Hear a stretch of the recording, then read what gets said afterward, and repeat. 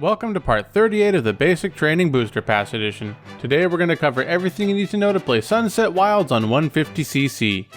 We're using the usual try-hard build of Daisy, Rollers, and Paper Glider, but switching up Biddy Buggy with Streetle due to its increased traction, which will help us navigate the slipperiness of this course more effectively.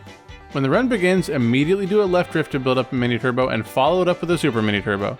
Note that this requires decent soft drifting, so feel free to skip that first mini turbo if need be, because it's more important to take a tight liner on this first turn. Right hop into right drift to grab the coin, and then we're going to do a bit of snake drifting from left to right to left, finishing up by grabbing the 2 coins. Couple of things to note here. First, you see these little watery puddles here? They kind of act like off-road, but they're pretty weird. They don't slow you down as much as if you were to just drive straight into the dunes, but they will kill your drifts immediately, so you'll need to make sure to avoid them as much as possible. The next thing is the snake drifting we did. It is faster, but it's also really tricky to learn because around when you start the first left drift, there's a weird dip in the road that will make you take longer to start actually drifting than your brain is telling you it will. I don't have much of a better way to explain that or much better advice for you on how to handle this other than you're just going to have to play it a bit and figure it out yourself through trial and error. But if you're finding it to be more trouble than it's worth, just ignore the extra mini turbos and go straight into that final left drift. After that, we are on to the orange boost ramp section. Make sure to jump over the weird off-road that's not off-road, and when you start your final left drift off the third ramp, make sure to do it in such a way that you land on top of the ramp, because the boost will negate the slowdown of the off-road, but not the drift killing. Once again, if you've got good soft drifting, then after using your first mushroom, you can get an ultra mini turbo around this turn, but otherwise just settle for a super mini turbo and drift around the right-hand side of this blue shy guy, grabbing the 2 coins and getting an ultra mini turbo. This last set of ramps is honestly a huge pain in the neck. What we want to do is mini turbo trick off the first ramp, but to do so we need to do a right hop into a left drift to buy us the time to get the mini turbo and also fix our alignment so that we don't go into the off-road after the second trick. And if you hadn't guessed yet, it's the alignment that's going to cause all your problems here. I try to do it in such a way that I grab the 2 rightmost coins, but the world record is somehow, no doubt through arcane black magic, able to get the inner coins while doing all this stuff. Laps 2 and 3 are pretty much the same as lap 1, with really only 2 differences. The first is that we're going to use our mushrooms around the turn where we originally did the snake drifting, only building up a super mini turbo since that's all we need to make it to the first ramp. We're then going to build up a super mini turbo around the subsequent right turn and release it in the off-road, doing some hops to get through the rest of it. It's not super hard to build up the super mini turbo, but it's quite difficult to do so optimally, and this requires good soft drifting. What the world record does is take a really tight line such that they're basically parallel with the road immediately after the shortcut, while also being as close to the wall as possible. That's the goal, but as you can see from what's happening on screen now, I am pretty far from optimal here.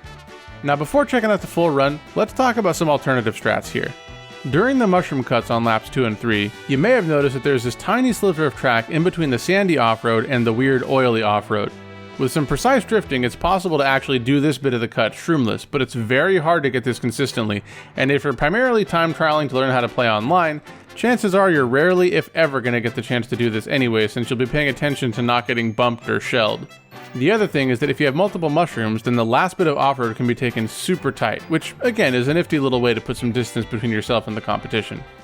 But anyway, that's it for the strats. Let's talk about the track a bit more while checking out my current personal best. And as always, if you found the video helpful so far, it would really help me out if you can click that like button so the video can get spread to more people. Thank you for that, I really do appreciate it. Now, Sunset Wilds.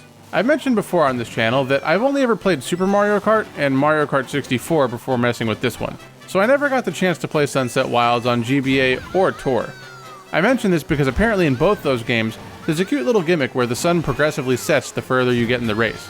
Now, having never played this course in any other game, I really couldn't care less about that, but the reason why I bring it up is that outside of the music, this course really doesn't have much to offer in the way of interesting strats or gimmicks, and it just feels like a straightforward desert course. Point being that removing the one thing that actually would have added some character to the track was a pretty odd choice in my opinion, especially when modders of the game were able to create this effect within like a day of Wave 5's release. But to be clear about something, I said that without the sunset, this one just feels like your average generic desert course, but that's not necessarily a criticism. For every other course in the Wave, getting a run that I was happy enough with to put into a basic training video took hours upon hours of attempts and countless levels of frustration. However, For Sunset Wilds, I was able to get the run you're watching now in about 45 minutes, making this one of the only tracks in the wave that purely rewards you for having good fundamentals, instead of forcing you to bang your head against the wall with pixel-perfect driving.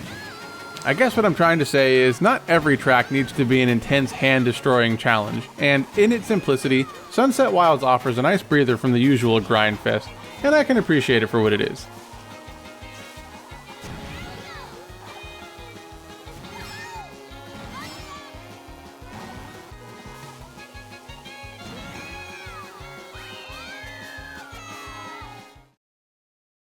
And that's everything you need to know to play Sunset Wilds on 150cc. If you want to see more Mario Kart content geared towards helping you all become better racers, don't forget to subscribe before you leave. Thank you all very much for taking the time out of your day to do some basic training, and as always, I will see you in the next video.